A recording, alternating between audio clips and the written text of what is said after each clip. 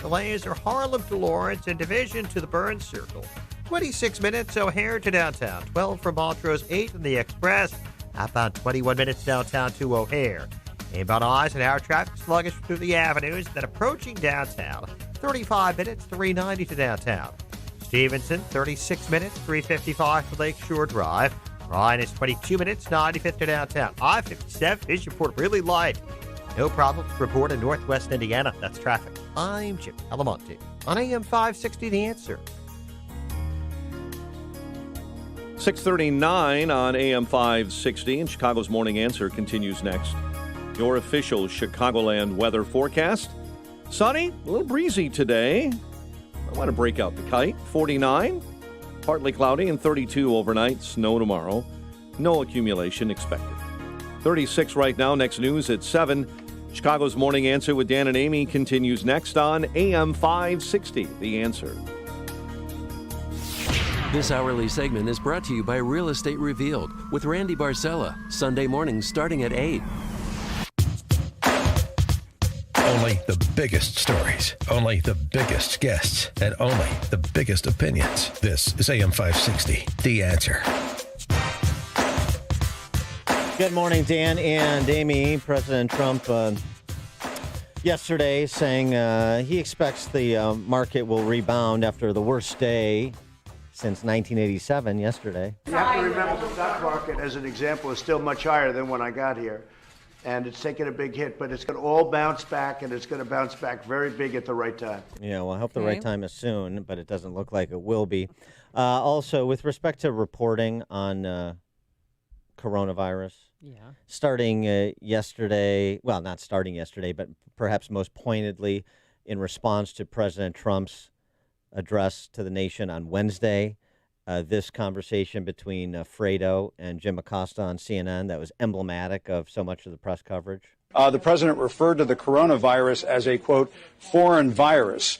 That I think was interesting because as I was talking to sources earlier this evening, one of the points that the president wanted to make tonight, wanted to get across to Americans, is that this virus did not start here, but that they're dealing with it. Now, why the president would go as far as to describe it as a foreign virus, that is something we'll also be asking questions about. But it should be pointed out that Stephen Miller, who is an immigration hardliner who advises the president, is one of his top domestic policy advisors and speechwriters, was a driving force in writing this speech. And I think it's going to it's going to come across to a lot of Americans as smacking of xenophobia, to use that kind of term in this speech, Chris. Yeah. Well, look, sometimes we can answer the questions. And the answer is so irresponsible and just stupid.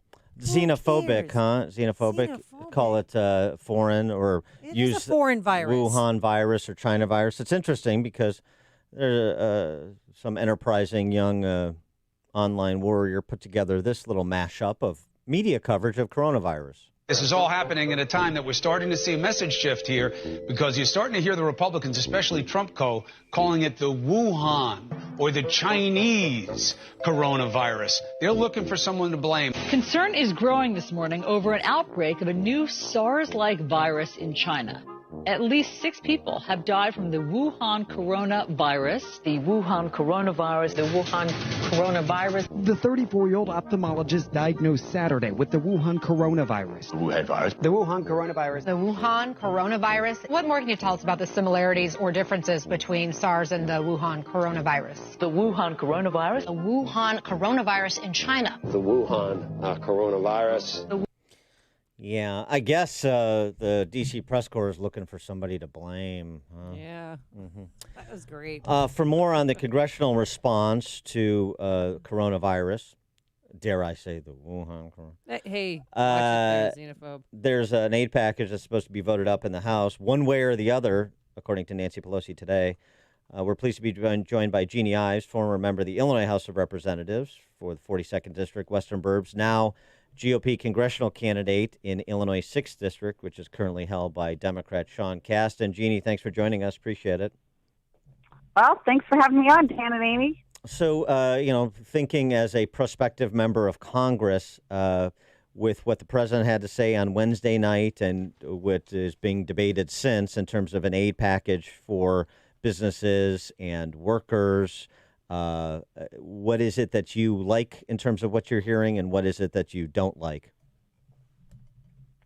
Well, I like the fact that they're going to put some money towards, specific things that can help the medical field in combating this. So, yes, we need good testing kits. Absolutely. We need to have adequate medical supplies. Absolutely. We need our scientists working on a potential vaccine, if that's even possible. But some of this other stuff, I think, is just big government spending, and you're going to get little results for that. But anytime you're going to give me my taxes back in a Social Security tax cut, give me my money back. That's great. But the stimulus effect of that is going to be really diminished over time and not that big of a deal. I'm hoping that people come to their senses. I'm hoping the market returns to normalcy. I'm hoping everybody just calms down and takes a deep breath. Of course, a coronavirus deep breath, that'd be better. And I wish we could. But society as we know it has come to a standstill. I mean, I don't have to go through the list of everything that's been canceled, even high school and middle school sports. So how do we stay calm? We go to the grocery store because I know you go too every week. The shelves are empty. It's hard not to panic unless you've prepared. Well, I haven't been to the grocery store for probably about 4 or 5 days, so I need to go today. But I guess I'm going to be a little bit shocked, huh? Yeah. Long lines and goods are not there. Yeah, in my neighborhood, we're having a discussion at Lake Point Tower about when we start eating people. Not that people are overreacting or anything. Start with the small animals first. I did want to ask you one thing. The CDC, this exchange between Representative Porter from California and CDC Director Redfield the other day before the House Oversight Committee, where she got him to commit to free corona testing.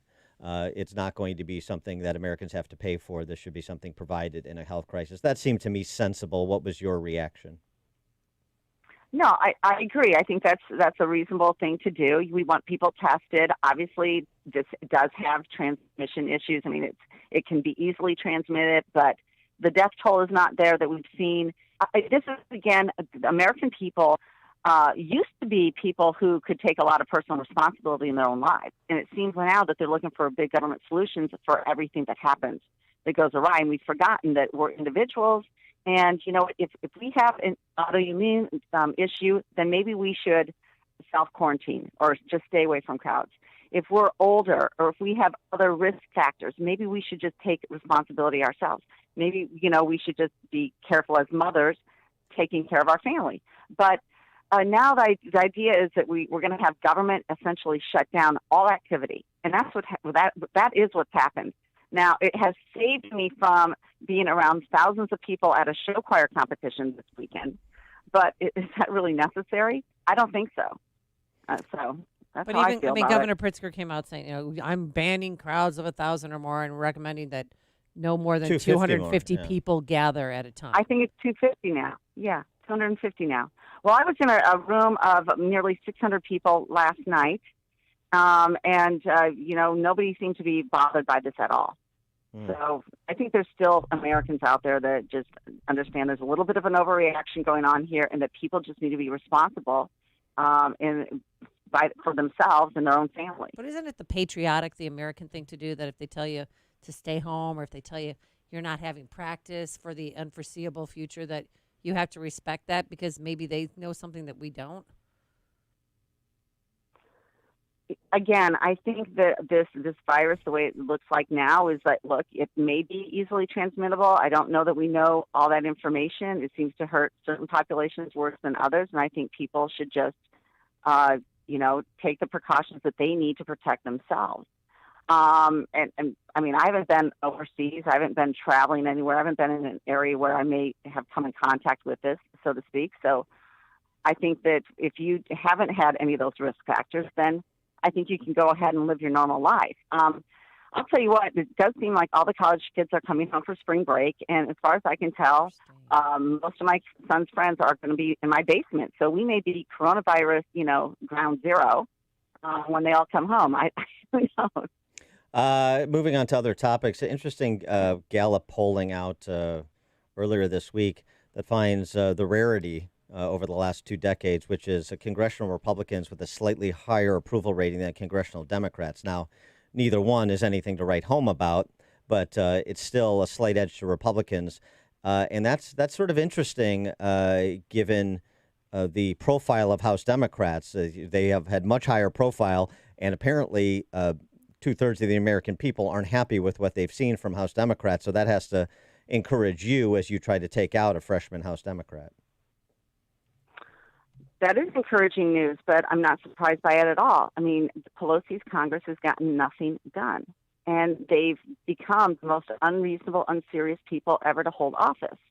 They want to take away your private health care. They want to deindustrialize the economy. They want to abolish ICE. I mean, go ahead. I think the more that they talk, the better we are, because the more they expose themselves for just being the extremists that they are. Now, Sean Casten is one of those freshman representatives, and he's been all on board with every one of these things. He votes 100% with Nancy Pelosi. He represents DuPage County. She represents San Francisco. So I think that this is great. It seems to me that maybe some people are waking up to the Democrat vision of the country, which is far different than my vision for the country. And because of coronavirus, even if it subsides relatively soon, and hopefully it will, it still informs the larger discussion that was going to happen in advance of November anyway, which is about health insurance and health care and what that should look like in America in 2020 and beyond, with sort of this hybrid Obamacare leftover system we're enduring. Can you compare and contrast the competing visions between you and Sean Casten for American health care? Absolutely, and there couldn't be a bigger contrast. And this is something that people need to be aware of. First of all, a lot of people like their private health insurance. In fact, 150 million people plus get it from their employer, and it's very good insurance. And there's no way that they want a government system. Sean Casten and the Democrats want to take you down the path of universal health care, government care. That's like, going to the DMV and getting your mammogram there at the same time. That's like being in a VA system. That's like where we're used to like having a lot of choices. They will limit your choices. So their vision is big government policies. And the response to that, the reasonable thing to do is to actually open up the marketplace. So as Americans, do we really believe in the free enterprise system, or do we believe that government's going to solve our problems? And so there's completely two different visions here. And I'll tell you, I got to tell you, it's almost true in anything that you look at from a policy perspective. And so we're asking people, look, do you want more freedom or more government in your life? And what's that going to look like? Do you believe in America and the free enterprise system, or do you think government's going to solve your problems? And that's the same thing with healthcare. Vastly different solutions here. And there's ways that we can solve this problem by opening up more cross-border health plans being sold, opening up plans that can be sold through associations, opening up HSAs more, getting people to get fully deductible taxes, fully deductibility of their premiums against their taxes, just like employers have. So I believe in America. I believe in the free enterprise system, and I think that we're going to be able to solve it in a far better way, our health care affordability and access issues, than putting us all into a government system. But you do support maintaining protection for those with pre-existing conditions, which is part of the Republican Study Committee's plan as well. Is that right? Absolutely. But let's be clear here. We protected people with pre-existing conditions 23 years prior to Obamacare. 45 states had different types of ways to do that. They either had guaranteed issue or they had something called high-risk pools. And these were more affordable plans. These gave people better access, and Obamacare destroyed them. Well, now you've got nearly over 30 states asking for waivers from Obamacare mandates so that they can reintroduce their own type of guaranteed issue high-risk pools to help people with pre-existing conditions. So the Republican Study Committee, which I have endorsed, fully says that people with pre-existing conditions are always protected. That going forward, you can always get a plan in the future. And I think, that's a reasonable thing for all of us to do. Talk about the politics of this race a little bit, and the importance of the seat. It seems to me that there's a decent likelihood that if the House is going to be in play in the fall, in other words, a Republican takeover, a possibility, that it necessarily will include Illinois 6 and Illinois 14, the two western suburban districts that flipped in 2018. That's what everybody says, and I firmly agree with that. I think that, if we can win the 6th and if we can win the 14th, then we'll have a Republican Congress. And people should understand that's when you're going to get something done. The Republican Congress that took hold in 2017 and through 2018 were able to get real tax cuts done for the American people, something that hadn't been done for decades. So right now, having a Democrat Congress as just an obstacle to putting in better policy for Americans is just wrong. And that's what's happening. So really, you run for two reasons. One, you run to stop everything that Nancy Pelosi stands for and Sean Casten. But you also run to actually get something done for the American people. I think we need to get something done on making these tax cuts permanent. I think we need to get something done on college affordability. I think we need to make sure that this economy stays strong after we recover from the hysteria of the coronavirus. And we will recover, make no doubt about it. Americans are resilient. Our stock market's resilient. We're going to come up with the right solutions here. And this will all be something that's talked about in the past. But we have to keep that growing economy so that people can live their lives and have opportunities that we all had earlier on as well, and not go back to the Obamacare years where we had really limited growth. It better come back. Get that with a responsible Congress. It better come back. I want to retire soon. So, and that's now just been put off for a couple of years with the last 3 weeks. Jeanne Ives, former member of the Illinois House of Representatives, now a congressional candidate, Republican congressional candidate in the 6th. Jeanne, where can people get more information about your campaign? Sure, you can go to my website, JeanneForCongress.com. Thanks for having me on. Thank you. Thanks, Jeanne. Good luck. And she joined us on our turnkey.pro answer line. It's like a hot, steaming cup of information to start your day. It's Chicago's Morning Answer on AM 560. The Answer.